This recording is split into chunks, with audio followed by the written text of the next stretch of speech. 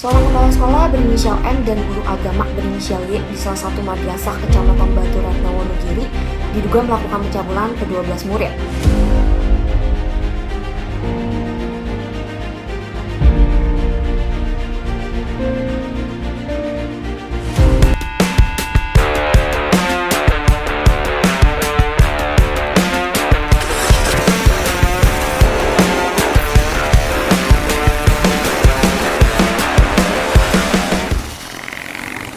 Oke, kali ini di depan kita sudah ada seseorang yang apa ya, kalau kita bilang ya, seorang tokoh lah ya, asik. Ya, ada Abi Malik ya. Ya, Abi adalah ayah dari Taki Malik. Gimana, Bi? Sehat, Bi?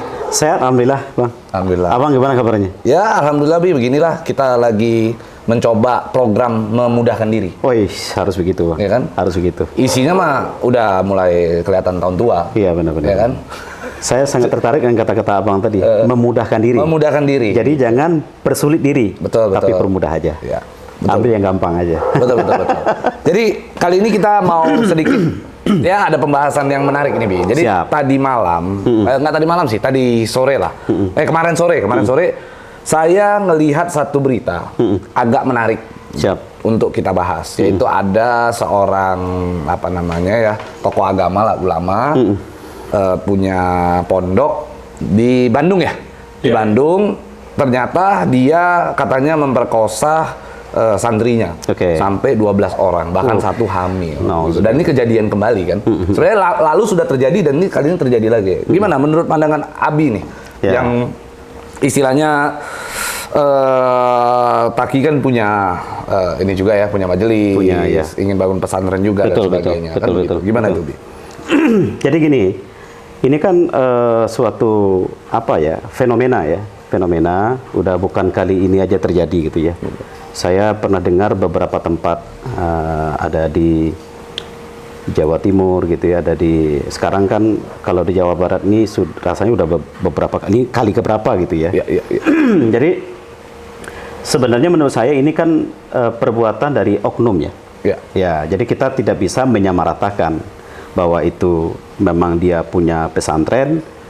Kalau seandainya oknum daripada pengasuh pondok, itu kita mengatakan yang bersalah itu bukan lembaganya, tapi ini adalah perbuatan daripada oknum tersebut, melakukan pelecehan, tindak asusila gitu ya, dan kemudian itu kan secara agama itu kan memang haram ya, tidak dibenarkan sama sekali melakukan perzinahan, apalagi melecehkan perempuan kan gitu ya. Itu menurut saya begitu. Jadi ini suatu pelanggaran gitu ya. Apalagi dilakukan kepada anak-anak di bawah umur gitu ya. Secara hukum negara kena, secara hukum agama apalagi kan gitu ya. Gitu Bang. Nah, jadi agak menariknya, Bi, dia membuat atau membujuk rayu si korban-korbannya ini dengan cara katanya ada ritual gitu, menjanjikan surga lah ini. Ada ritual yang harus dijalankan oleh si santri dengan dia gitu ya. Untuk mencapai surga tadi itu. Kenapa bisa begitu, Bi? Kira-kira, Bi? Nah, ini kan penyimpangan. Jadi kalau benar seperti itu ajarannya, itu kan penyimpangan. Sekarang ajaran mana? Apakah ada dalam Al-Quran atau dalam hadis Nabi yang mengatakan ada ritual seperti itu? Jadi sesuatu apapun itu ritual yang dilakukan dalam Islam yang tidak ada tuntunan daripada Al-Quran dan Sunnah atau ijma' para ulama, itu sangat menyalahi. Jadi kalau dia mengatakan ini adalah ritual untuk menghantarkan ke dalam surga dengan jalan yang salah, ini adalah penyimpangan yang nyata. Oh iya, pasti penyimpangan. Pasti penyimpangan. Tapi kenapa ya, Bi? Kalau menurut Abi ya, kenapa orang bisa percaya sama dia begitu? Jadi gini, kadang-kadang kan ada diiming-imingi kayak gitu ya. Makanya kita dalam beragama ini kan harus cerdas. Jadi tidak boleh kita dalam beragama ini hanya ikut-ikutan tanpa ada dalil, tanpa ada guru yang betul-betul guru itu membimbing ruhani kita, tapi guru tersebut betul-betul jelas sanad keilmuannya. Siapa gurunya? Dari pesantren mana guru kita itu menimba ilmunya. Jadi silsilah ilmu itu jelas dan sahih. Tapi kalau kita salah memilih guru, maka itulah akibatnya. Tapi bisa gini nggak, Bi? Kan sekarang kejadian nih. Tadi Abi sampaikan bahwa kalau kita mau belajar agama itu harus pilih guru yang tepat lah. Betul, gitu ya. betul. Nah, sekarang ada kejadian begini. Apakah tidak membuat orang-orang tuh trauma gitu bahwa kita mau pilih guru nih, gurunya kita lihat betul, tiba-tiba kita nggak tahu, kita kasih anak kita di situ untuk belajar, ternyata gurunya malah begitu. Kejadiannya kan seperti itu. Iya, betul. Makanya dulu kan saya juga pernah pengalaman di beberapa pesantren dulu ya. Iya. Nah, makanya kenapa saya katakan di awal tadi kita harus memilih ya lembaga pendidikan mana yang betul-betul kita percaya. Ya kan, lihat silsilah daripada keilmuan guru kita itu. Oke. Dari pesantren mana jebolannya, siapa kiainya, kan gitu ya. Nah, sekarang banyak orang yang mengaku guru agama. Ya. Jadi saya tidak menuduh seseorang nih. Oke. Banyak mengatasnamakan agama, padahal dia bukan guru agama. Oke. Ya kan? Ya. Banyak seperti itu sekarang. Mengatasnamakan agama, padahal dia bukan guru agama. Betul. Nah, sayangnya di antara beberapa masyarakat kita yang awam itu kadang-kadang mudah terkecoh dengan tampilan. Oke. Ya. Ibarat HP itu mungkin casing ya. Casingnya ya. Casing ya.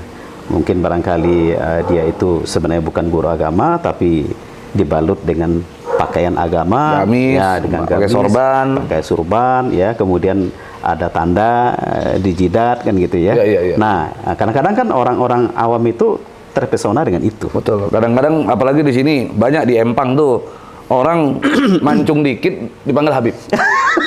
Ya itu fenomenanya kan? Iya, itu fenomena yang terjadi gitu. Fenomena. Tapi ternyata hidung mancung tidak jadi jaminan kan? Tidak jaminan. Dia datang ke rumah-rumah jualan wapak.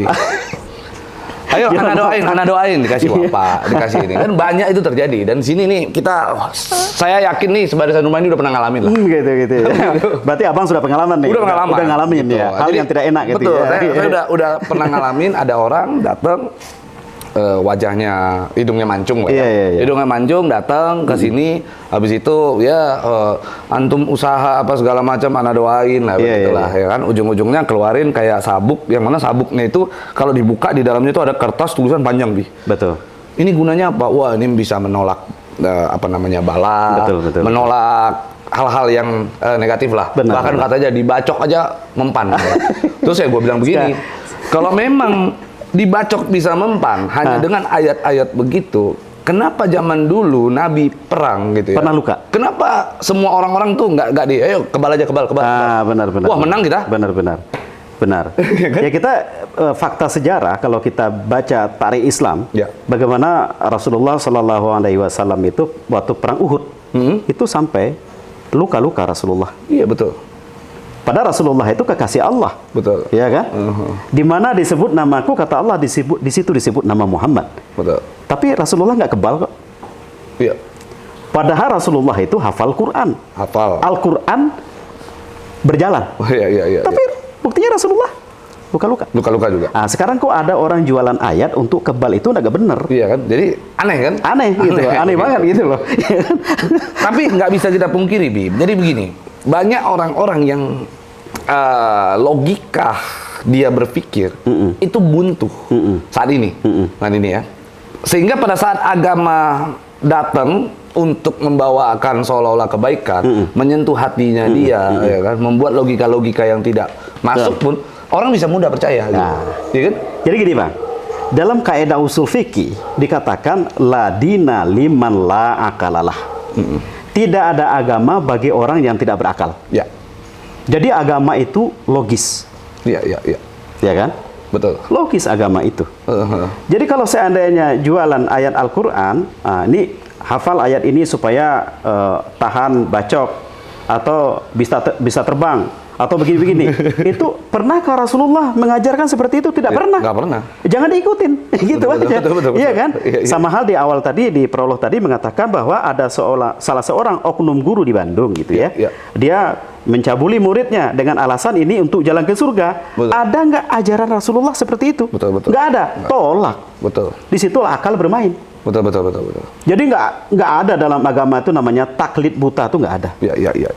Tapi kalau Al-Quran dan Sunnah mengatakan kita wajib ikut di situ.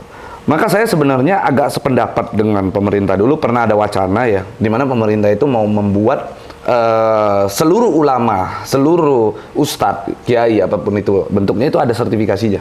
Oh iya. Yang sempat disebut-sebut Islam Nusantara. Iya, itu, iya, kan, benar. Saya sebenarnya setuju sekali itu. Karena pada faktanya pelaku-pelaku seperti ini adalah orang-orang yang tidak bisa mempertanggungjawabkan ilmunya. Iya, benar. Kan begitu kan? Benar. Dia lulusan mana? Iya. Gurunya siapa? Iya, Guru ini kan ada silsilah juga. Betul. Si ini betul. belajar sama ini belajar sama ini Benar. belajar kan terus Benar. naik kan. Betul. Dan sebenarnya saya setuju sekali untuk itu gitu. Gimana untuk Abi? Ya, sependapat lah. Sependapat. Jadi makanya saya katakan di awal tadi kalau kita ingin berguru, lihat silsilah. Guru kita tuh berguru dari mana? Ngambil ilmu dari mana? Betul. Lulusan mana dia? Iya. Nah, itu namanya silsilah keilmuan. Betul. Atau dalam hadis Nabi itu dikatakan sanad.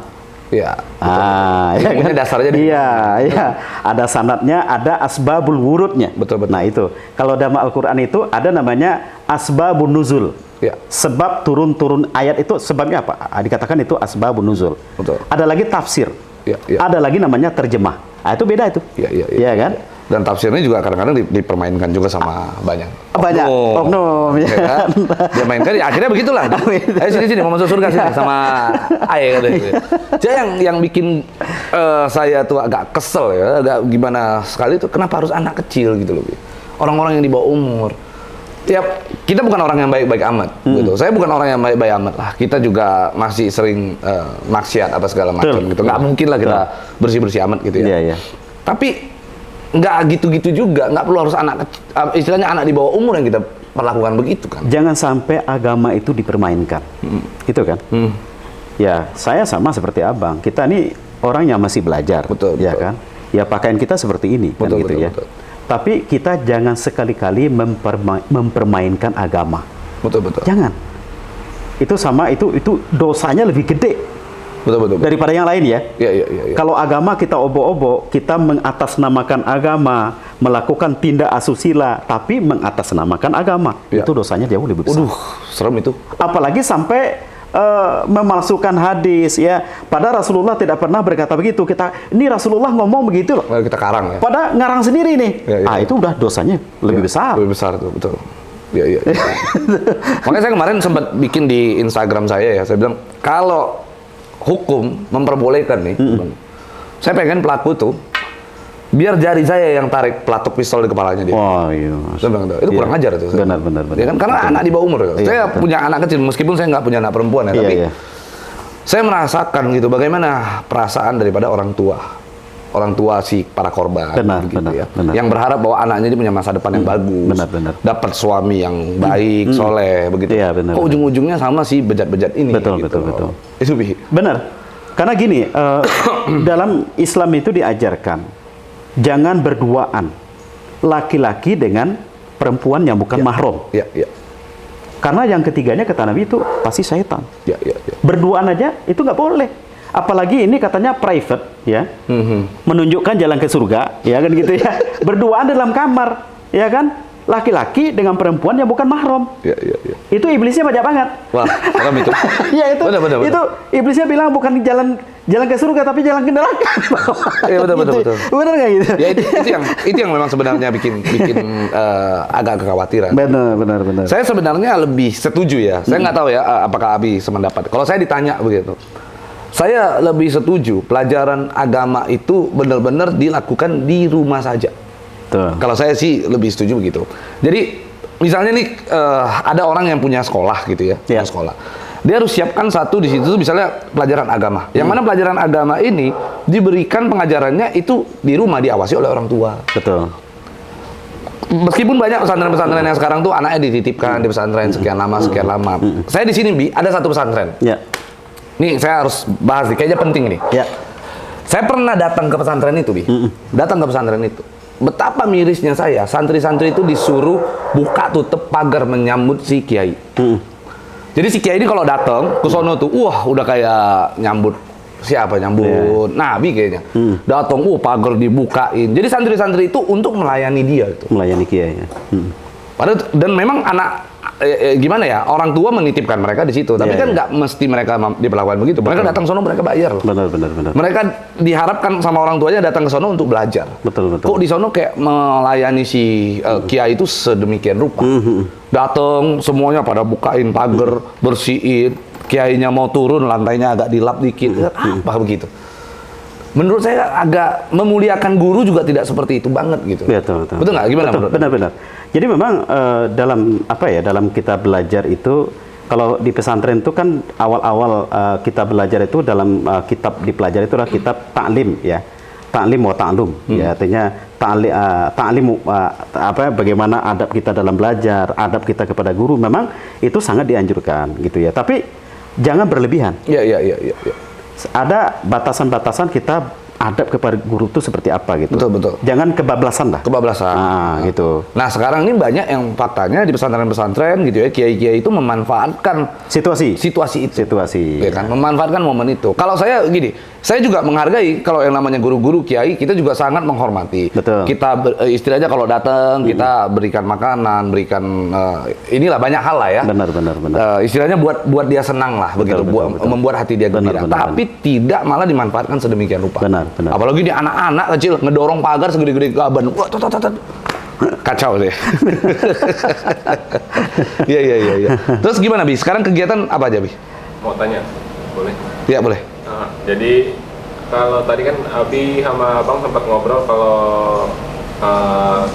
Taki mau bikin pesantren atau sudah, sekarang udah lagi berlangsung ya, berlangsung ya. Itu waktu bikin itu apakah ada persyaratannya tuh apa sih gitu sampai ini tuh bisa kejadian seperti ini gitu? Apakah ada uji coba atau semua orang boleh bikin? Jadi gini. Ya. Sekarang soalnya yang baru kejadian juga kan 19 perguruan tinggi itu izin operasionalnya dicabut sama Kemendikbud kita. Iya, benar. Apakah pesantren juga seharusnya menjadi salah satu sasaran dari izin-izin ini yang kita jadi gini, betul. Kalau saya pandangan saya gitu, ini kan perbuatan oknum ya, oknum. Jadi perbuatan oknum inilah kadang-kadang gara-gara nila setitik, bahasa pepatahnya begitu kan, lalu rusak susu sebelanga. Jadi ini kan perbuatan hanya oknum guru ngaji ya. Oknum misalnya ada pimpinan kebetulan dia punya pondok. Makanya saya katakan di awal yang salah itu bukan lembaga pendidikannya. Ini yang salah itu adalah oknum orangnya itu. Yang menyalahgunakan ya daripada kepercayaan daripada wali murid ya kan, mentang-mentang dia seorang pimpinan gitu ya, lalu semena-mena kepada muridnya. Nah, ini dampaknya juga terasa kepada pendidikan yang bersih yang lain gitu, yang tidak pernah melakukan itu juga merasakan dampaknya daripada krisis kepercayaan daripada orang terhadap lembaga tersebut gitu. Padahal masih banyak sekali ya lembaga pendidikan Islam yang lain itu yang berhasil mencetak hafiz dan hafizul Al-Quran ribuan, masih banyak. Cuma gara-gara oknum ini kadang-kadang kena juga imbasnya gitu loh. Kena imbas. Padahal ini hanya segelintir orang yang melakukan pencabulan ini ya, tapi yang lain juga merasakan dampaknya. Makanya saya berharap ini orang yang melakukan ini dihukum seberat-beratnya. Ya. Selain dihukum, menurut saya pemerintah harus ngambil sikap. Betul. Harus ngambil sikap. Harus ada aturan atau pakem yang memang dibuat untuk orang kalau mau buka pondok itu seperti apa. Iya, betul. Harus ada pengawasan lebih lah. Gitu. Jadi ada acuan. Benar. Ada acuan dan ada panduan dari pemerintah. Karena sekarang begini, Bi, banyak orang yang buka pesantren, buka pondok nih. Dia bikin itu pesantren dan pondok itu kayak punya negara sendiri tuh. Iya. Ya kan? Benar. Banyak begitu tuh. Kayak negara sendiri. Orang datang ke sono tuh kayak anggap, wah jangan deh, begini deh. Iya, benar. Kalau udah ada orang pemerintah datang, apalagi doktrin-doktrinnya udah mulai masuk yang terlalu gimana-gimana nih. Iya, betul. Polisi datang aja pandangannya udah kayak gimana gitu. Gitu ya. Ya kan? Ya Babinmas, Babinsa gitu datang ke sono tuh pandangannya udah kayak sinis. Semua santrinya tuh sinis sekali. Itu banyak begitu. Jadi seakan-akan tertutup bagi yang lain gitu ya. Betul. Jadi betul-betul dia private banget gitu. Nah, itu terjadi. Itu terjadi di Indonesia. Makanya saya berharap sekali memang pemerintah ini membuka mata lah. Iya, betul. Untuk lihat itu. Nggak usah khawatir, maksudnya takutnya nanti grup-grup yang mana mempolitisasi itu, membuat itu menjadi isu yang bagaimana. Sebenarnya penting karena ini kan demi masa depan. Iya, benar. Contoh kecil ya, bukan cuma di pesantren. Saya sendiri mengakui bahwa segala macam usaha atau kepentingan yang berhubungan dengan banyak orang, kalau kita selimuti dengan agama, paling enak jualannya. Ini kita ngomong fair-fairan aja. Usaha apa? Skincare. Iya. Kita bicara, kita usaha skincare. Saya usaha skincare. Usaha skincare kita datang, kita muncul wah dengan bahwasanya ini syariah, ini begini, ini begini. Wah jualannya enak. Termasuk bank misalnya. Cuman ganti nama. Kita mau ngomong fair-fair aja. Cuman ganti nama. Betul nggak? Bunga disebut bagi hasil. Itu cuman hal-hal begitu diselimuti. Betul nggak, Bi? Nah, banyak yang dilakukan itu. Contoh lagi, perusahaan multi level. Wah, tahu sendiri lah. Jualan produk ini, produknya emang nggak bagus-bagus amat. Tapi karena si owner ini pada buat perkumpulan, dikit-dikit pengajian, buat ini gampang masuknya. Jadi produknya nggak begitu menarik, cuma brandingnya hebat. Agama. Dan itu gua rasakan betul. Gitu. Itu gua rasakan betul. Jualan pakai agama itu benar-benar banjur lah. Begitu Bi sebenarnya Bi. Makanya saya gimana ya rasanya ya. Bila perlu agama itu orang sekarang tuh udah nggak takut lagi yang namanya kualat. Nggak tahu, gue sendiri ngerasain tuh. Orang sekarang itu nggak takut lagi yang namanya kualat. Iya. Kalau zaman dulu orang mau bawa agama untuk usaha, untuk apa? Aduh jangan dah. Aduh kualat dah. Kalau sekarang dengan PD-nya dia berdiri di paling depan untuk bicara itu. Kayaknya lebih baik kita menambang kayaknya ya. Nah, itu boleh itu. Tapi coba nanti saya mau cek itu. Tambang nikel boleh nggak pakai unsur agama? Masya Allah. Luar biasa sama kita ini. Ya kan, tapi maksudnya gini, kalau saya ini kan ada keresahan ya, tapi itu memang pada terjadi. Iya, pada terjadi. Segala macam lah. Contoh hal yang paling simpel lah. Pengacara Debi. Iya. Pengacara muncul dengan dia pakai sorban, dengan pakai gamis tuh banyak orang yang percaya sama dia. Jadi pengacara syariah berarti. Iya, pengacara syariah. Gampang sekali jual. Tapi banyak minta ampun. Iya. Gimana benar. Ya itu kita kembali itu hanya sebagian oknum ya yang melakukan itu. Jadi kalau saya sih berkesimpulan itu bukan salah lembaganya. Lembaga itu pasti punya program yang bagus ya.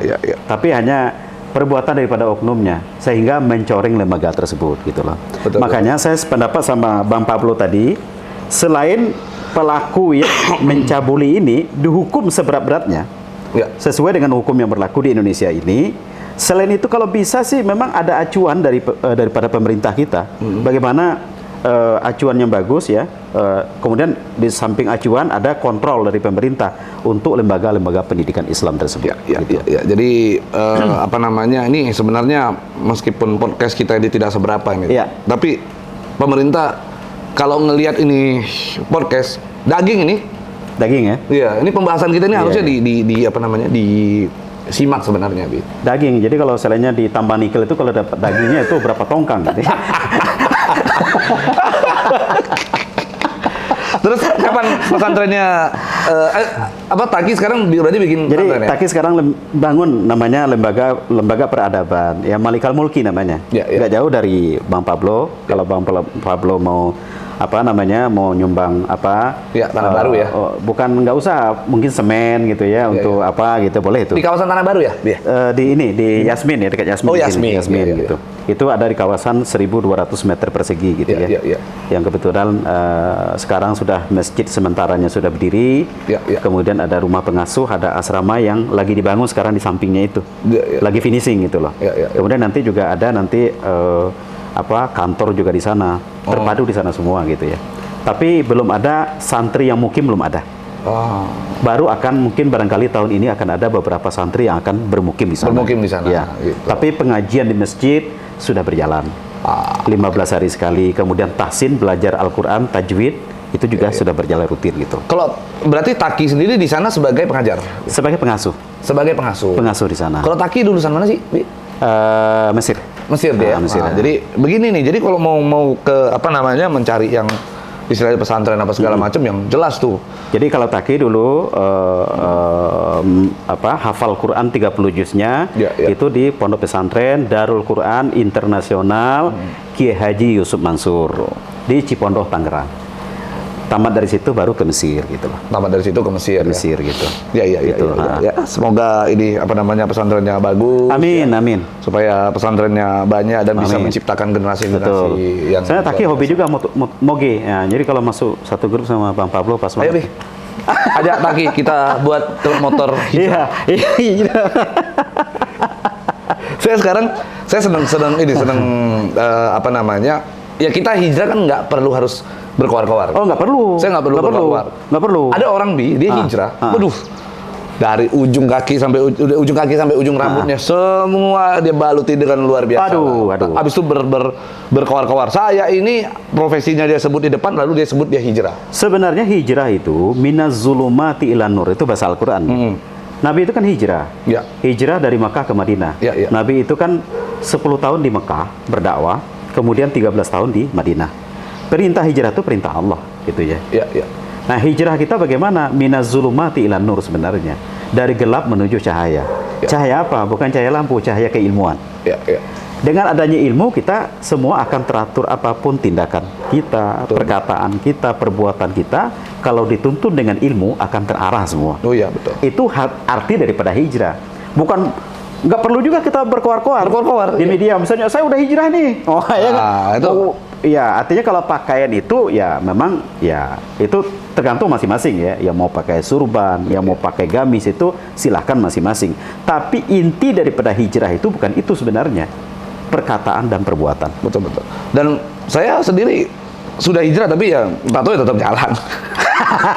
Tapi hatinya udah hijrah. Ya, tapi insya Allah hati kita hijrah. Oh, hijrah, ya. Hijrah itu bagaimana kita melakukan kebajikan sebanyak mungkin. Iya. Karena kata Nabi, orang yang paling manfaat hidupnya itu adalah orang yang memberikan manfaat kepada orang lain. Wes, betul. Ya kan? Betul.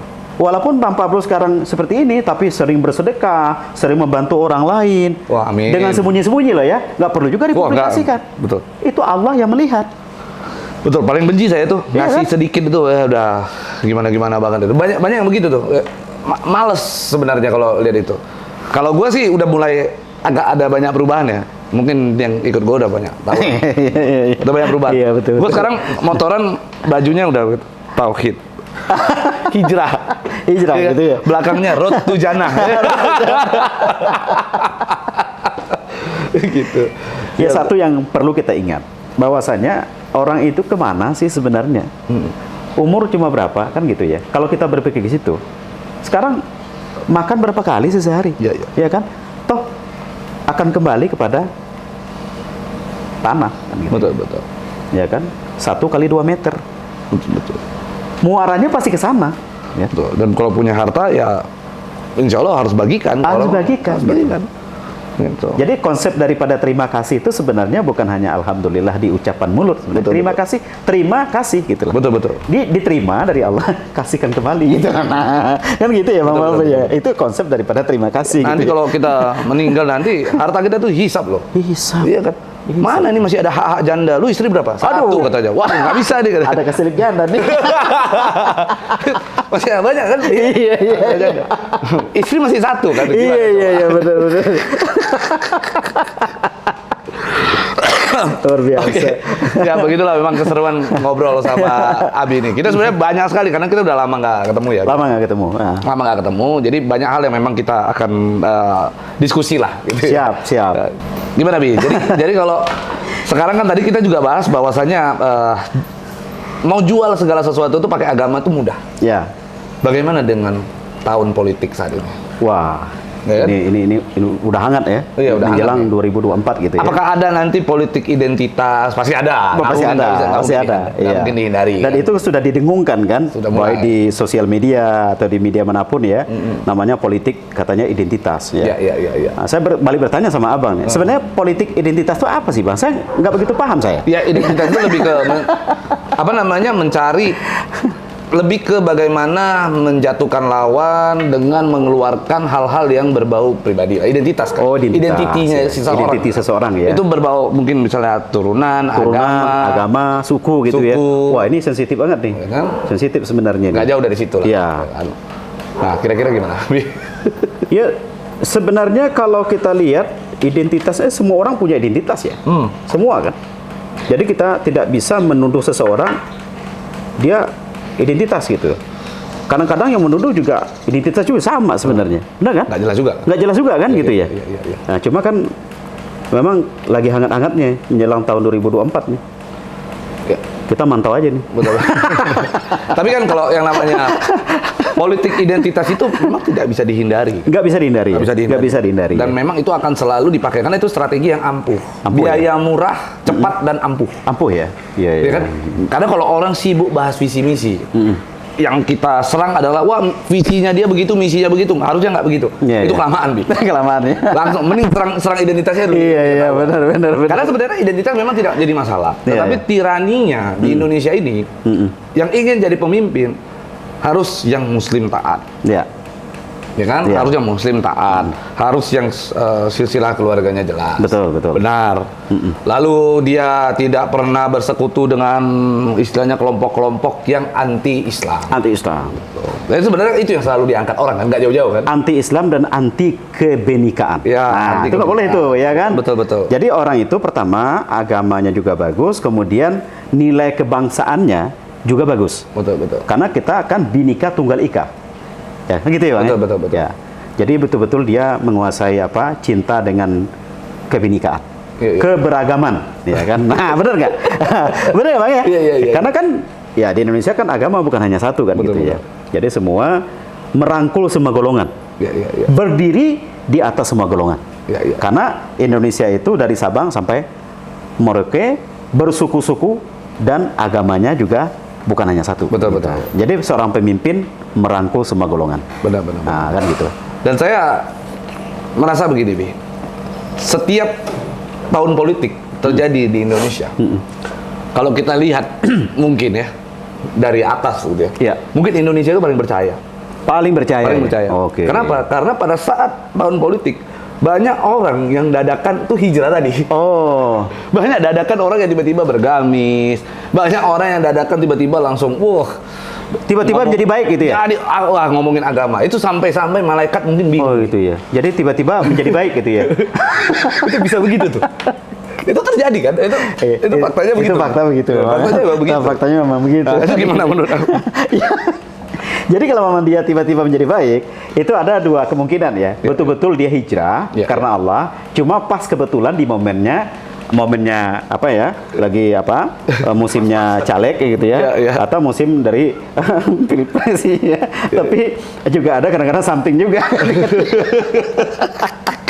Kalau saya sih baik sangka aja. Mudah-mudahan dia baik itu tulus dari hati yang paling dalam kan gitu ya. Betul. Dia kalau ngasih itu karena Allah kan gitu ya. Ya. Menolong orang karena Allah kan gitu ya. Ya. Bukan karena ada timbal balik kan gitu ya. Karena minta dipilih kan. Mungkin minta dipilih kan gitu. Betul.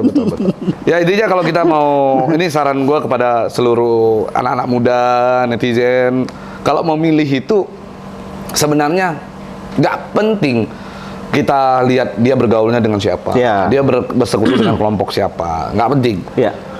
Kalau bilang untuk menjaga kebinekaan, gua rasa semua orang yang jadi pemimpin di Indonesia pasti lakukan itu. Betul. Karena kalau dia nggak lakukan itu, nggak akan lama. Setahun selesai. Benar. Pasti ditabrak kiri kanan. Benar. Kalau bilang agama, jelas di depannya mereka kita udah lihat Islam semua. Benar. Jadi jangan terpengaruh lah dengan omongan-omongan begitu tuh. Kadang-kadang yang ngomong aja belum tentu jelas. Iya benar. Nah begitu. Benar. Kecuali yang nyalon jadi presiden itu gua, itu perlu. Mending jangan dipilih. Iya kan? Agak-agak ini kan. Karena saya rencana kalau saya jadi presiden, judi mau saya legalkan, Bi. Oh gitu ya. Iya. Begitu. Oke, siap. Thank you Abi udah mau ngobrol penting di sini. Sama-sama. Jadi presiden asosiasi pertambangan gitu ya.